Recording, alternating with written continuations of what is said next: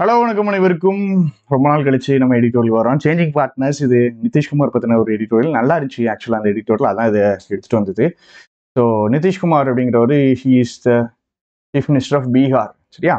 So பீகாரில் நடக்கக்கூடிய ஒரு பிரச்சனை அழகாக இருக்கும். இந்த பிரச்சனை ஆக்சுவலாக இந்த கான்செப்டுமே கொஞ்சம் டிஃப்ரெண்ட்டாக இருக்கும். அன்எடிஃபைங்னா எடிஃபை பண்ணுறதுனா சம்திங் தட் இஸ் ஹெல்ப்ஃபுல். சரியா?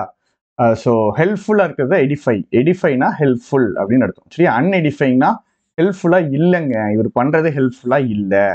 வோல்டே ஃபேஸஸ்னா சேஞ்சிங் ஃபேஸஸ், அப்படியே மாறுது. சரி, ஆப்போசிட்.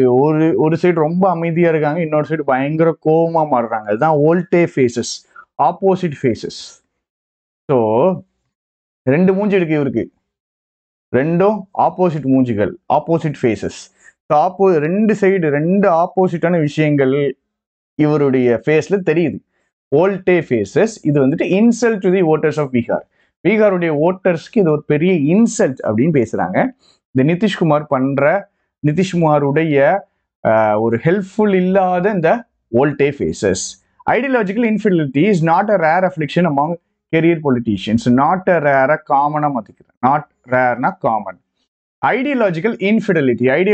ஐடியாலஜினா கொள்கை, இன்ஃபிடலிட்டினா நம்பிக்கை துரோகம். சரியா? துரோகம் பண்றதா இன்ஃபிடலிட்டி. ஃபிடேனா நம்பிக்கை, இன்ஃபிடலிட்டி நம்பிக்கை துரோகம். ஸோ கொள்கைக்கு நம்பிக்கை துரோகம் பண்றதுங்கிறது பொலிட்டீஷியன்ஸ் மத்தியில ஒரு காமனான ஒரு நோய்ங்க, ஒரு டிசீஸ், ஒரு அஃப்ளிக்ஷன் டிசீஸ்னு எடுத்துக்கிடுவோம், இல்ல ஒரு ப்ராப்ளம்னு எடுத்துக்கிடுவோம். சரியா? அஃப்ளிக்ஷன். கொள்கைக்கு துரோகம் செய்யறது அப்படிங்கிறது பொலிட்டீஷியன்ஸ் மத்தியில நம்மளுக்கே தெரியும். அது ஒரு காமன் ஒரு விஷயம். கொள்கைன்ட்டு பெருசா கொள்கையுடைய ஒரு பிடிப்போட இருக்க மாட்டாங்க, கொள்கை மாறிக்கிட்டே இருக்கும். சரியா? So power, wealth and the many vices. Power, wealth and the many vices. Vices அப்படின்னு அர்த்தம். வைசஸ் அப்படின்னா நெகட்டிவ் ஹேபிட்ஸ். சரியா? Bad habits. வைசஸ்னா பேட் ஹேபிட்ஸ். வைசஸ்னா என்னது? Bad habits.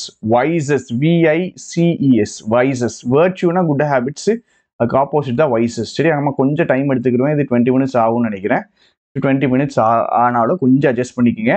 Power, wealth and the many vices. So பவரா இருக்கட்டும், அதாவது அதிகாரமா இருக்கட்டும், காசா இருக்கட்டும், அது கூட இருக்கிற மற்ற எந்த நெகட்டிவான ஒரு விஷயங்களா இருக்கட்டும், இதுதான் பொலிட்டிக்கல் ஆக்டர்ஸை மோட்டிவேட் பண்ணுது.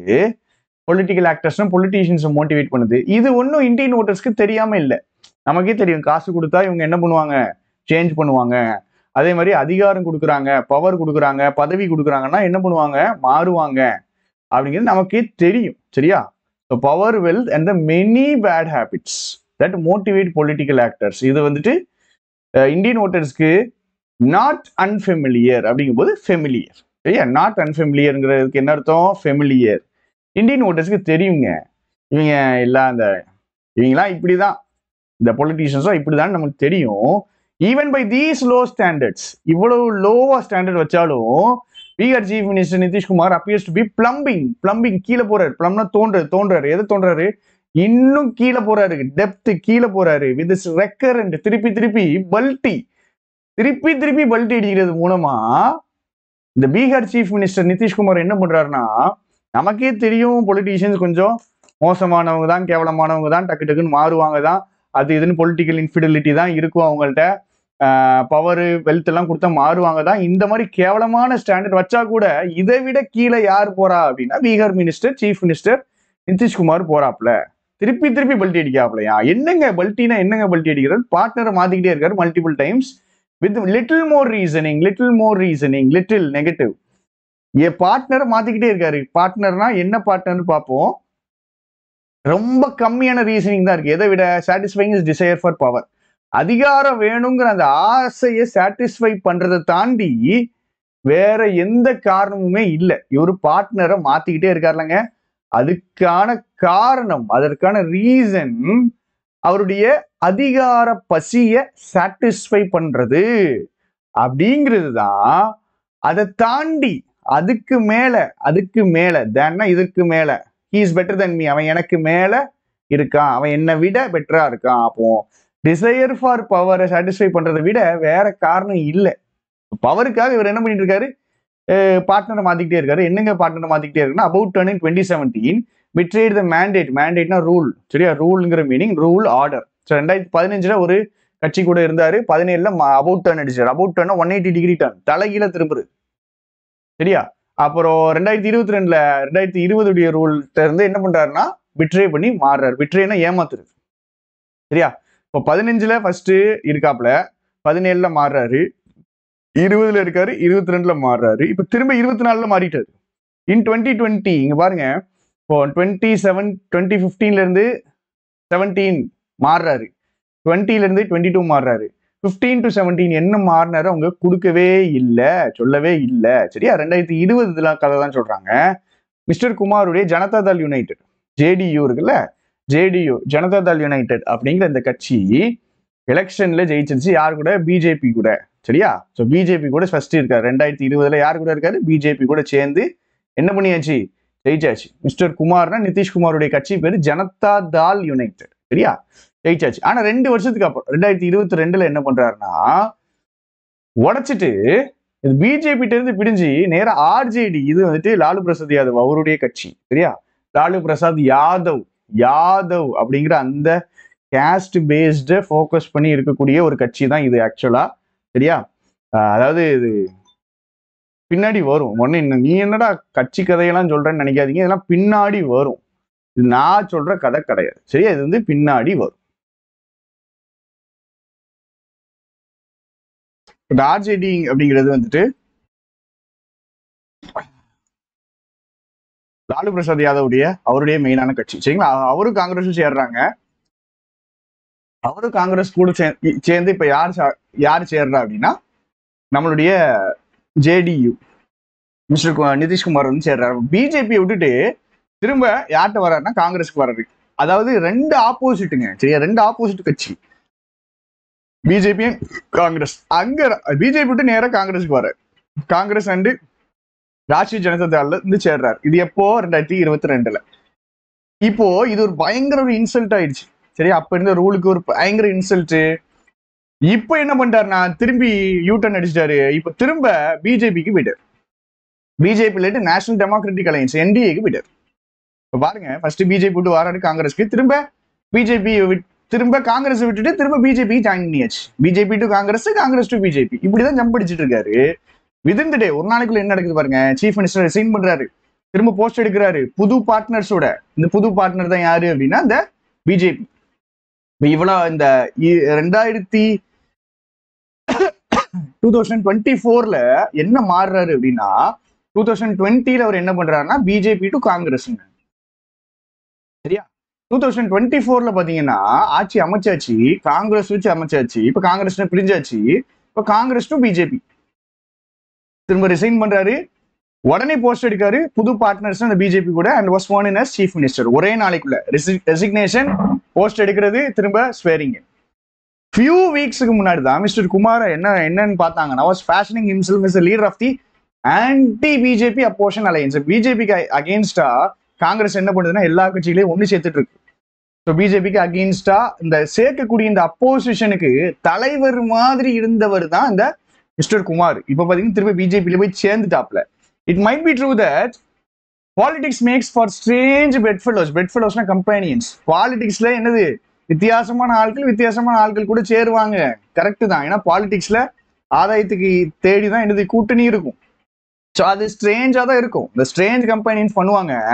ஆனா இவர் பண்றாருல, இவருடைய ஆக்ட்ஸ் ஆஃப் டிஸ்லாயல்ட்டி இருக்குல்ல, இவர் ஏமாத்துறாருல, இது வந்து ஒரு ஃபெமிலியர் ஸ்கிரிப்ட் ஆயிடுச்சு. இது இப்படிதான் இவர் பண்ணிக்கிட்டே இருக்காரு, ரிப்பீட்டடா பண்றாரு. ஒரு தடவை குதிக்கிறது பிரச்சனையே கிடையாதுன்னு வச்சுக்கோங்களேன். பாலிடிக்ஸை பொறுத்தவரைக்கும் சரி ஓகே இப்படிதான் குதிப்பாங்கன்னு நம்ம அக்செப்ட் பண்ணிக்குவோம். குதிக்கிறாரு மாத்தி குதிச்சுக்கிட்டே இருக்காரு. BJP to Congress, Congress to BJP. இப்போ மீன்வாயில் ஒரு சைட்ல இப்படி குதிச்சுக்கிட்டே இருக்காரு, இன்னொரு பக்கத்துல பாருங்க அவர் என்ன தெரியுமா கிளைம் பண்றாரு, இங்க நல்ல ஆட்சி கொடுப்பேங்கண்ணா, நல்ல ஆட்சி கொடுப்பாங்கன்னு பேசுறாருங்க. இது வந்துட்டு இப்படி குதிச்சுக்கிட்டே இருக்கிற ஒருத்தர் நல்லாட்சி கொடுக்க அப்படின்னு பேசும்போது நமக்கு அது எப்படி தெரியுமா தெரியுது? எப்பயோ பாஸ்ட்ல இவரு பண்ண மாதிரியும் கம்ப்ளீட்டா அன்ஃபெமிலியராகவும் தான் தெரியும். இது வந்துட்டு கம்ப்ளீட்டா இப்படிலாம் நடந்ததே கிடையாதுடா அப்படிங்கிற மாதிரி தோணுது. அப்படி நடந்தாலும் எப்போ ரொம்ப நாளைக்கு முன்னாடி நடந்திருக்கும் போல அப்படின்னு தான் தோணுது. ஸோ நிதிஷ்குமாருக்கு தான் ஆக்சுவலா இங்க பயங்கர லாஸ்ங்கிற மாதிரி தான் பேசுறாங்க. Until the moment of the turn around இவர் திரும்ப வரைக்கும் பிஜேபியே டேரக்டா என்ன சொல்லிட்டு இருந்தாங்கன்னா, நாங்களாம் இவங்க கூட சேரவே மாட்டோம், மிஸ்டர் குமார் கூட நிதிஷ்குமார் கூட வாய்ப்பே கிடையாது, அவர் தான் இங்க கட்சி விட்டு போயிட்டாரு, எங்களுக்கு துரோகமண்டல போனாரு அப்படிங்கிற மாதிரி இவங்க பேசினாங்க பிஜேபி. ஆனா இப்ப சேர்ந்ததுக்கு அப்புறம் ரெண்டு பேருமே எக்ஸ்பிளைன் பண்ண மாட்டேங்காங்க. எய்தர் சைட்னா பிஜேபியும் எக்ஸ்பிளைன் பண்ண மாட்டேங்குது, நிதிஷ்குமாரும் எக்ஸ்பிளைன் பண்ண மாட்டேங்கிறாரு ஏன் இப்படி ஜாயின் பண்ணாங்க அப்படின்னு. அந்த sudden change of heart mister Kumar has try to corner the BJP. முன்னாடி நம்ம நிதிஷ்குமார் என்ன பண்ணியிருக்காருன்னா பிஜேபியை கார்னர் பண்ண பார்த்திருக்காரு. எதுக்கு? அந்த கொஸ்டின் ஆஃப் கேஸ்ட். கேஸ்ட்ங்கிற ஒரு பாயிண்ட் வச்சுட்டு கேஸ்ட் சர்வே எடுக்கணும், கேஸ்ட் எத்தனை பேர் இருக்காங்கன்னு பார்க்கணும் அப்படிங்கிற பாயிண்ட் எல்லாம் கொண்டு வந்து பிஜேபியை கார்னர் பண்ண வச்சாரு. யாரு கூட சேர்ந்துட்டு? ஆர்ஜேடியும் காங்கிரஸ் கூடயும். சரி, ஆர்ஜேடியும் நம்ம ஏற்கனவே பார்த்தோம், ராஷ்டிரிய ஜனதா தள் இவருடைய கட்சி, லாலு பிரசாத் யாதவுடைய கட்சி. ஆர்ஜேடியும் காங்கிரஸ் கூட சேர்ந்துட்டு நேரா பிஜேபியை கார்னர் பண்ண வச்சாரு கேஸ்ட்ங்கிற கேள்வி வச்சு. சரியா? இப்போ பீகார் அவர் இருக்கும்போது என்ன பண்ணாருன்னா, கேஸ்ட் சர்வே எடுப்போம், சோசியோ எக்கனாமிக் சர்வே எடுப்போம், இந்த கேஸ்ட் எவ்வளவு பேர் பணக்காரனா இருக்கான், அவனுடைய சோசியல் ஸ்டேட்டஸ் எவ்வளவு அப்படின்னு கேஸ்ட் எடுப்போம், கேஸ்ட் சர்வே எடுப்போம் அப்படின்ட்டு இவர் முடிவெடுக்கிறாரு பீகார்ல. That is previous government order. Previous government என்னது? இந்த இருக்குல்ல, இந்த காங்கிரஸ் கூட இருந்தார்ல, காங்கிரஸ் கூட இருந்துட்டு இப்ப ரிசைன் பண்ணி திருப்பி பிஜேபிக்கு போயிட்டாரு. ஸோ 2024 ஒரு காங்கிரஸ் கூட இருந்தார்ல, அதுதான் ப்ரீவியஸ் கவர்மெண்ட்னு சொல்றாங்க. அந்த ப்ரீவியஸ் கவர்மெண்ட் இருக்குல்ல, அந்த ப்ரீவியஸ் கவர்மெண்ட் ஆர்டர் பண்ண அந்த economic survey of caste did not turn out be watershed. Watershed moment அப்படின்னா டேர்னிங் பாயிண்டா இல்ல. இவங்க டேர்னிங் பாயிண்டா இருக்கும்னு எதிர்பார்த்தாங்க. Turning point moment as mister Kumar perhaps hope. ஏன்னா இவங்களுடைய ஐடியா என்னன்னா, காஸ்ட் சர்வே ரீசெண்டா ஒரு லாங் எடிட்டோர்ல வந்துச்சு ஒரு 1 month பிஃபோர். எப்படி காஸ்ட் சர்வே எவ்வளவு முக்கியம், ஏன் முக்கியம்லாம் வந்துச்சு. பிஜேபி வந்துட்டு ரிலிஜன் கையில் எடுக்குது, நாம என்ன பண்ணுவோம், கேஸ்ட கையில் எடுப்போம்னா இவங்க ஆரம்பிச்சது. சரியா? நிதிஷ்குமார் ஆரம்பிச்சது என்னன்னா, நீங்க ரிலிஜன் எடுத்தீங்கன்னா நாங்க கேஸ்ட் எடுக்கிறோம் அப்படின்னு கேஸ்ட் சர்வே எடுப்போம் அப்படிங்கிற மாதிரி கிளம்பிட்டாங்க. ஸோ அதுக்கு தான் இந்த socio economic survey of caste போட்டாங்க. ஆனா அது எதிர்பார்த்த அளவுக்கு ஒரு டேர்னிங் பாயிண்டா இல்லை. அதே நேரத்தில் பிஜேபிக்கு ரொம்ப இன்செக்யூரா இருந்துச்சு. ரொம்ப செக்யூர்னா ஹாப்பி, ஒரு மனசுல ஒரு வருத்தம் இல்லாதது. இன்செக்யூர்னா ஃபீலிங் ஆஃப் சேட்னஸ். சரியா? Feeling of sadness, feeling of இன்செக்யூரா இருக்கு அப்படின்னா, நான் இறங்கி வர மாட்டேன், நான் வந்துட்டு என் லெவல்ல தான் இருப்பேன் அப்படின்ட்டு இருக்கிறது இன்செக்யூரா வரும். பட் நம்ம அந்த மீனிங்ல போகல, இங்க அந்த மீனிங்ல தான் இருக்கு. செக்யூருக்கு ஆப்போசிட் தான் இன்செக்யூருங்க. அப்படி படிச்சுக்கிறோங்க. செக்யூர்னா எந்த பிரச்சனையும் இல்லை, இன்செக்யூர்னா ஏதோ ப்ராப்ளம் இருக்கு. இவங்களுக்கு எந்த அளவு ப்ராப்ளம் இருக்குன்னா, to look for a rapprochement. ராப்ரோச்மெண்ட்னா ரெக்கன்சிலியேஷன். திருப்பி ஜேடியு கிட்ட சேர்றதுக்கு இவங்களுக்கு மனசு சரியா படலை பிஜேபிக்கு. சரிங்களா? திருப்பி ஜேடியு கூட போய் சேரணுமா? ஜேடியுனா உங்களுக்கு தெரியும், ஜேடியு தான் யாரு? நிதிஷ்குமாருடைய கட்சி. இவங்களுக்கு என்னது, மனசு ஒழுங்கா படலை. எங்க இருக்கு JDU? JDU JDU JDU Janata Dal United. பிஜேபியை விட்டுட்டு தான் அவர் போயிருக்காரு. திருப்பி நம்ம போய் இவரை போய் சேர்த்துக்கணுமான்னு பிஜேபிக்கும் மனசு வந்துட்டு ஒரு செக்யூரா இல்லை. எதுக்கு? ரெக்கன்சிலியேஷன், ராப்ரோச்மெண்ட் போறதுக்கு. இந்த ஜேடியு கட்சி பாத்தீங்கன்னா it's comments considerable following among நான் யாதவ் ஓபிசி கேஸ்ட் இன் பீகார். ஓபிசி கேஸ்ட் நிறைய இருக்குது. சரியா? ஓபிசி கேஸ்ட் நிறைய இருக்குது. அதுல நான் யாதவா காஸ்ட், நான் யாதவ் காஸ்ட் எல்லாருமே ஜேடியுக்கு தான் சப்போர்ட்டா இருப்பாங்க. ஏன் அப்படின்னா கொஞ்சம் அண்டர்ஸ்டாண்ட் பண்ணிக்க, இந்த யாதவ கேஸ்ட் ஃபுல்லாவே கொஞ்சம் ஆர்ஜேடி சப்போர்ட் போயிருவாங்க. சரியா? ராஷ்டிரிய ஜனதா தள் சப்போர்ட் போயிருவாங்க. ஸோ இந்த ஜேடியுல என்ன பண்ணுவாங்க அப்படின்னா, யாதவர் அல்லாத மற்ற ஓபிசி கேஸ்ட் ஃபுல்லாவே இவரு சப்போர்ட்ல தான் இருப்பாங்க. சரியா? ஸோ பிஜேபிக்கு அவரை சேர்த்துக்கிறதுலயுமே ஒரு இன்செக்யூராவே ஃபீல் ஆச்சு. ஆனா கடைசி சேர்த்துக்கிட்டாங்க, ரைட்டா? ஆனா சேர்க்கறதுல கொஞ்சம் இன்செக்யூரா தான் ஃபீல் ஆச்சு. ராம் டெம்பிள் அயோத்தியால ஓபன் பண்றாங்களா, இது ஒரு புது ஃபேஸ்னா time period, new time period of Hindu consolidation. Consolidate பண்றதுனா சாலிட் ஆக்குறது, ஸ்ட்ரென்தன் ஆக்குறது.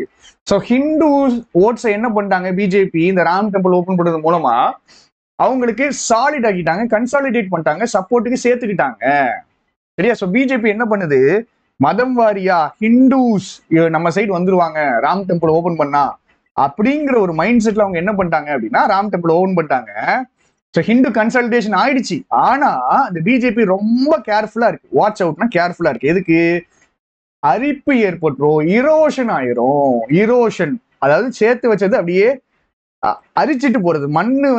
மண்ணை வந்து ஒரு இடத்துல சேர்ந்து இருக்குது, இல்ல வேற ஏதோ ஒண்ணு சேர்ந்து இருக்குன்னா தண்ணி வந்து அரிச்சிட்டு போறது, அதுதான் இரோட் ஆகுறது. ஸோ ஈரோடு ஆயிரும். ஈரோஷன் எப்படி ட்ரிகர் பண்ணப்படும்? எதனால?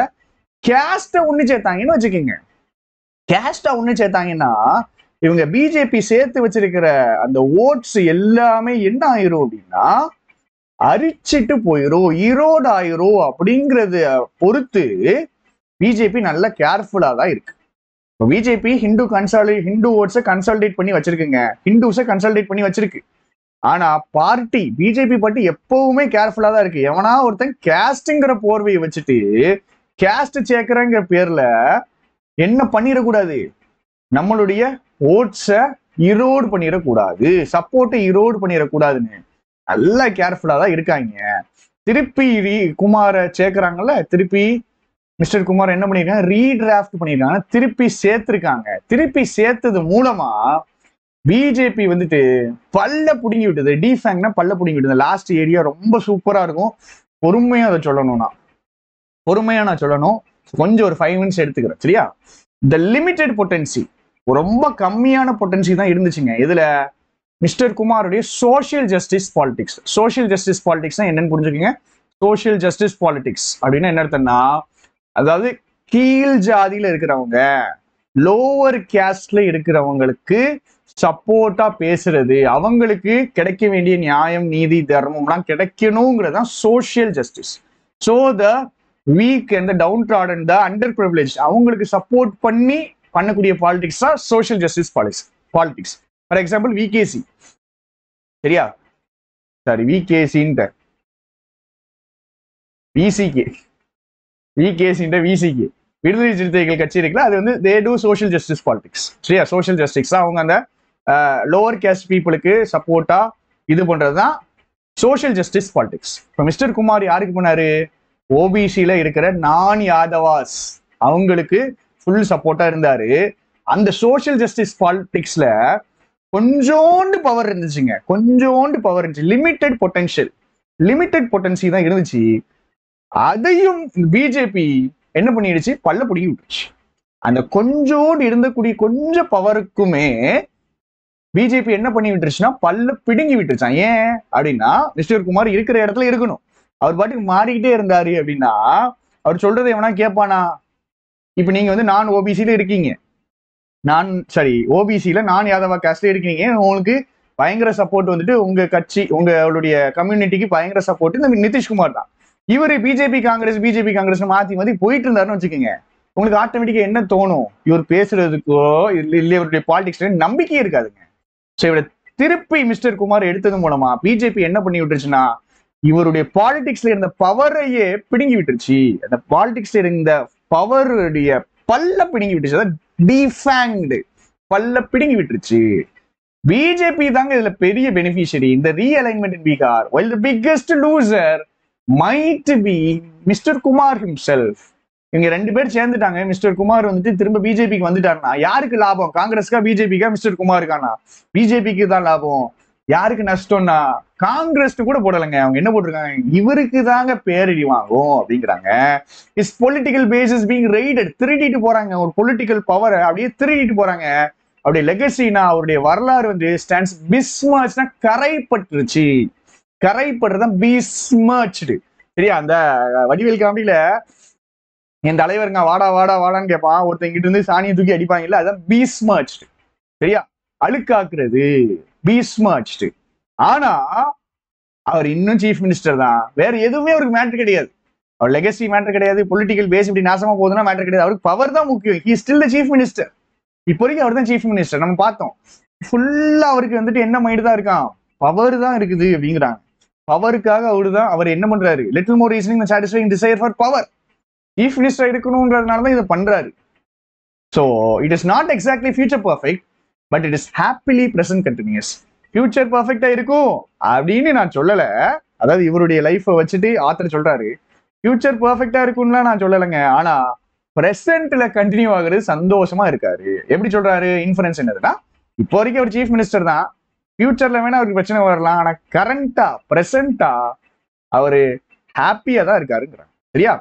அவருடைய லெகசி போகுது, அவருடைய லெகசி மிஸ்மேட்ச் ஆகுது, பொலிட்டிக்கல் பேஸ் ரைட் ஆகுது. பிஜேபி தான் இதுல பெனிஃபிஷியரி, இவருடைய பாலிடிக்ஸ் உடைய பவரே போயிடுச்சு. இருந்தாலும் அவரு கட்சி பதவி போதும் அப்படிங்கிற மாதிரி அவரு இருக்கிறாரு. அதுதான் ஒரு சோகமான ஒரு விஷயம். நிறைய ஒகேப்ஸ் இருந்துச்சு, நிறைய விஷயங்கள் கத்துக்கிட்டோம். ஸோ இதை ஒரு அனாலிசிஸா நீங்க பாருங்க. திரும்பி நான் சொல்றேன், நான் என்னுடைய பாயிண்ட் ஆஃப் வியூல பாலிடிக்ஸ் இங்க பேச மாட்டேங்க, சரியா? நான் வந்துட்டு அவர் சொல்றதை தான் பேசுவேன். எக்ஸ்ட்ராவா எனக்கு பாயிண்ட் போடணும்னு அவசியம் இருக்காது. நான் இங்கிலீஷ் சொல்லி கொடுக்க வந்திருக்கேன், சரியா? வேற நல்ல ஆர்டிகல் எது நீங்க போட்டீங்கன்னாலும் நான் சொல்லி தருவேன். எனக்கு பாலிடிக்ஸ் தான் சொல்லி கொடுக்கணும்னு அவசியம் கிடையாது.